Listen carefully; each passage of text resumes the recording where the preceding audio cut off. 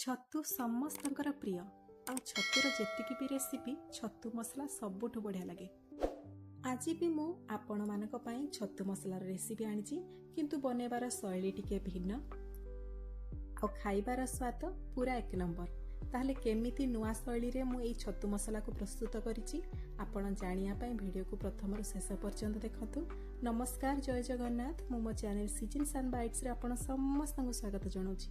छतु मसला बनया पई मु एठी नै जाइछि आधा केजी पाळ छतु। आपण चाहिले कोनोसी भी प्रकार छतु नै परिबे, किंतु जदि ए रेसिपी टी को आपण पाळ छतु रे करिवे तार स्वाद बहुत बढ़ी जाय थाए। एबे चलंतु आमे छतु को सब सफा करि नबा।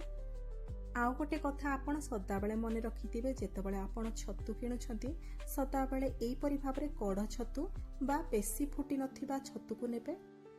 एबे चलंतु तार पाखुड़ा सबू अलगा करदबा आ तार तळ बा टेम्पो पाखकू भल भाबरे सफा करि नबा। जो कुटा थाए किंबा जदि घास थिबो ताको आमे छुरी सहायरे काटी देइकी ताको भल भाबरे बाछि नबा। जे कोनोसी भी प्रकार आपण छतु नियंतु ताको भल भाबरे बाछि सारला परे काटी सारला परे ताको हळदी पानी रे 5 रु 10 मिनिट पर्यंत बुडे रखिबे। 5 रु 10 मिनिट हे सारला परे ताको भल भाबरे पानी रु निकाडी की ताको भल भाबरे छाणी नेबे। एठी देखंतु मु भल भाबरे छतु को छाणी नेइथिली हळदी पानी रे बुडेई की। एबे चलंतु रोसई स्टार्ट करिबा। रोसई पाई मु एठी देखंतु गैस ऊपरे कड़े बसई नेछि आ सेइथरे दे देछि 2 छोट चम्मच रिफाइन तेल। एबे गोटे आलू को मु एठी सरू सरू काटी नेछि, ताकू आमे एबे तेल रे पकै नबा। एठी मु जो आलू नेछि तार क्वांटिटी अनुसार आमे सेइथरे लूण ऐड करिबा। मु एठी 1/4 छोट चम्मच लूण ऐड करिछि आ ताको भल भाबरे एठी गोळै नेछि। आलू को एठी आमे हल्का लाल होबा पर्यंत भाजी नबा। आ एठी देखंतु हमर आलू मध्ये हल्का लाल हे गलानी। एबे आमे आलू को बाहर करि आनिबा।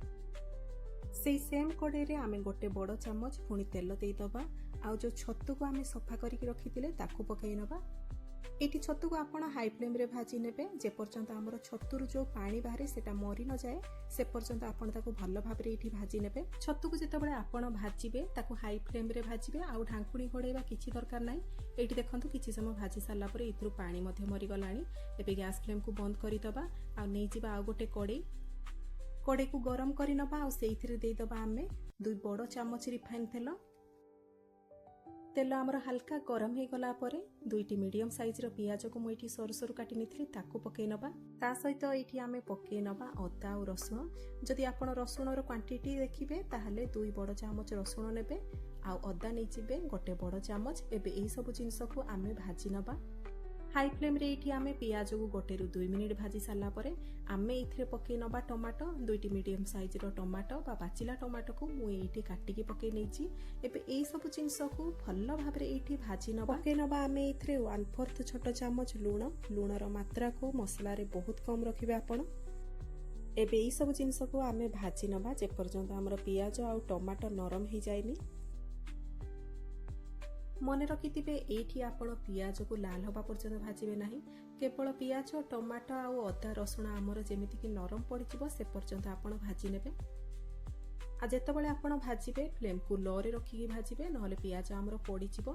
आ एठी देखंतु किछि समय भाजी सारला परे ये धीरे धीरे नरम पड़ी गलानी। जेतेबेले आपण को फील होबो ये नरम हे गलानी, गैस फ्लेम को बंद करि दबा।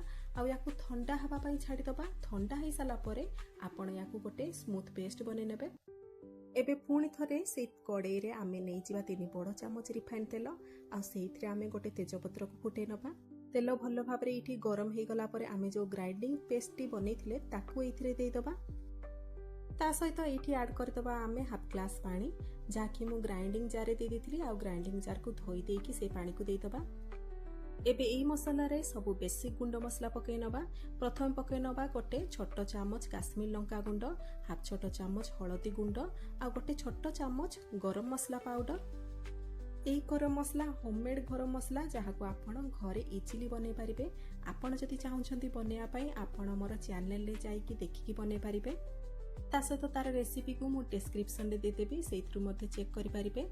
एबे एई मसला रु आमे तेल बाहरिया पर्यंत भल भाबरे कसी नबा। आ एठी देखंतु किछि समय भल भाबरे कसिला परे एथरु तेल मध्ये अलगा हे जाईछि। आ मसला रो रंग मध्ये चेंज हे जाईछि, गाढ़ हे जाईछि मसला रो रंग।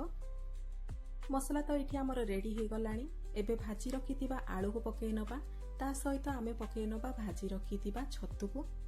ଛତୁ ଆଉ ଆଳୁକୁ ଏଇଠି ଆମେ ମସଲାରେ 5 ମିନିଟ୍ ପର୍ଯ୍ୟନ୍ତ ଭଲ ଭାବରେ କଷି ନେବା। କଷିବା ଦ୍ୱାରା ଆମର ବଢ଼ିଆ ଭାବରେ ଫ୍ଲେଭର ମିକ୍ସ ହୁଏ, ଛତୁରେ ମସଲାର ଫ୍ଲେଭର ଆସେ ଆଉ ମସଲାରେ ଛତୁର ଫ୍ଲେଭର ଆସିଯିବ। ତା ସହିତ ଭଲ ଭାବରେ ଛତୁ ଦେହରେ ଆମର ମସଲାର କଟିଂ ହେଇଯିବ। ଏଇଠି ଦେଖନ୍ତୁ 5 ମିନିଟ୍ କଷି ସାରିଲା ପରେ ଇଏ ଆମର ଭଲ ଭାବରେ କଷି ହେଇଗଲା। ଏବେ ଆମେ ସେଇଥିରେ ପାଣି ଆଡ୍ କରିବା। ଏଇ ଛତୁରେ ଆମେ ସ୍ଲାଇଡ୍ ଗ୍ରେଭି ରଖିବା। ଯେହେତୁ ଛତୁ ମସଲା ସ୍ଲାଇଡ୍ ଗ୍ରେଭି ନିହାତି ଦରକାର, ସେଥିପାଇଁ ମୁଁ ଏଇଠି 2 ଗ୍ଲାସ୍ ପାଣି ଦେଇଦେଇଛି। ଆପଣଙ୍କୁ ଲାଗୁଥିବ ପାଣି ଦେଇଦେଲେ ପାଣିଆ ହେଇଯିବ, କିନ୍ତୁ ବିଲକୁଲ ବି ନାହିଁ। ଆମେ ଯେଉଁ ଛତୁର ମସଲାଟି ପ୍ରସ୍ତୁତ କରିଛନ୍ତି ସେ ଛତୁର ରେସିପିଟିକୁ ଗାର୍ଡ କରିବ। ପାଣି ଦେଇ ସାରିଲା ପରେ ଆମେ ତାକୁ ଭଲ ଭାବରେ ମିକ୍ସ କରିନେବା। ଆଉ ଧ୍ୟାନ ରଖିକି ଆପଣ ଛତୁ ଆଉ ପାଣିର ପରିମାଣ ଦେଖିକି ଏଇଥିରେ ଲୁଣ ଆଡ୍ କରିବେ, କାହିଁକି ନା ଅଲରେଡି ଆମର ଆଳୁ ଆଉ ମସଲାରେ ଲୁଣ ପଡ଼ିଥିଲା, ସେଥିପାଇଁ ଏଇଠି ମୁଁ ହାଫ୍ ଛୋଟ ଚାମଚ ଲୁଣ ପକେଇ ନେଇଛି। ଆଉ ଗୋଟେ ଜିନିଷ ଏଇଠି ଆପଣ ଧ୍ୟାନ ରଖିବେ, ଯେତେବେଳେ ଇଏ ବଢ଼ିଆ ସେ ଗୋଟେ ଫୁଟା ଦେଇଦେବ, ଆପଣ ତାପରେ ତାକୁ ସାଙ୍ଗେ ସାଙ୍ଗେ ଗ୍ୟାସ୍ ଫ୍ଲେମ୍କୁ ବନ୍ଦ କରିନେବେ, କାହିଁକି ନା ଯଦି ଆପଣ ତାକୁ ବେଶୀ ଫୁଟେଇବେ ଇଏ ଆହୁରି ବହଳିଆ ହେଇଯିବ। ସେଥିପାଇଁ ଏଇଠି ଦେଖନ୍ତୁ ବଢ଼ିଆ ଫୁଟାଟେ ଆସିଗଲା। ଏବେ ଆମେ ଗ୍ୟାସ୍ ଫ୍ଲେମ୍କୁ ବନ୍ଦ କରିଦେବା। ଇଏ ପୁରା ରେଡି ହେଇସାରିଲାଣି। ଆଉ ଏଇଠି ଦେଖନ୍ତୁ ଆମ ଝୋଳ ମଧ୍ୟ ବହୁତ ବହଳିଆ ଅଛି। ଏବେ ଇଏ ରେଡି ହେଇଗଲାଣି। ଚାଲନ୍ତୁ ଗରମ ଗରମ ୟାକୁ ସର୍ଭ କରିନେବା। ଏହି ଛତୁ ମସଲାକୁ ଆପଣ ରୁଟି, ପରଟା, ଭାତ ସହିତ ଖାଇପାରିବେ। ବହୁତ ବଢ଼ିଆ ରେସିପିଟି, ନିହାତି ଟ୍ରାଏ କରିବେ। ଘଣ୍ଟା ଘଣ୍ଟା ଧରିକି ମସଲା କଷିବା ପାଇଁ ପଡ଼ିବ ନାହିଁ। ଆଉ ଏଇଠି ଆପଣ ଦେଖିପାରୁଥିବେ ତାର ଝୋଳ କେତେ ବହଳିଆ ଅଛି। ନିହାତି ଏହି ରେସିପିଟିକୁ ଟ୍ରାଏ କରନ୍ତୁ। କେମିତି ରହିଲା ଆପଣଙ୍କର ଅନୁଭୂତି ମୋତେ କମେଣ୍ଟ ମାଧ୍ୟମରେ ଜଣାନ୍ତୁ। ଭିଡ଼ିଓଟି ଭଲ ଲାଗିଥିଲେ ଲାଇକ୍ଟି ନିହାତି କରିବେ। ଭିଡ଼ିଓଟି ଯଦି ପସନ୍ଦ ଆସିଥିବ ସାଙ୍ଗସାଥି ବନ୍ଧୁବାନ୍ଧବମାନଙ୍କ ସହିତ ସେୟାର କରିବେ। ମୋ ଚ୍ୟାନେଲରେ ଯଦି ନୂଆ ଆସିଛନ୍ତି କିମ୍ବା ମୋ ଚ୍ୟାନେଲକୁ ସବସ୍କ୍ରାଇବ୍ କରିନାହାନ୍ତି ପ୍ଲିଜ୍ ସବସ୍କ୍ରାଇବ୍ କରିନେବେ। ଫେସବୁକ୍ ପେଜ୍ରେ ଯଦି ମୋ ଭିଡ଼ିଓଟିକୁ ଦେଖୁଛନ୍ତି ପେଜ୍ଟିକୁ ଫଲୋ କରିନେବେ। ପୁଣି ଦେଖାହେବ ଆଉ ଗୋଟେ ନୂଆ ରେସିପି ଭିଡ଼ିଓରେ। ନମସ୍କାର, ଜୟ ଜଗନ୍ନାଥ।